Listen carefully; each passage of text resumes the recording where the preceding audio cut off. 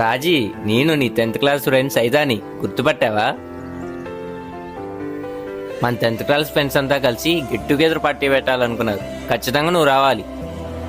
ఎవరు మీరు? 10th class friend ఏంటి? నా పేరు అసలు రాజీ కాదు. మీరేదో రాంగ్ అడ్రస్కి వచ్చి ఉంటారు.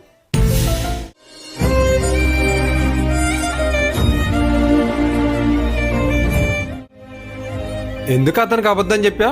అతను నీ ఫ్రెండే కదా? అవునండి, నా 10th క్లాస్ ఫ్రెండ్స్ అందరూ బాగా చదువుకొని జాబ్స్ చేస్తున్నారు. నేను పెళ్లి చేసుకొని ఇలా పిల్లలతో ఉండటం చూసి ఖచ్చితంగా వాళ్ళు ఎగతాళి చేస్తారండి. అందుకనే అబద్ధం చెప్పారండి.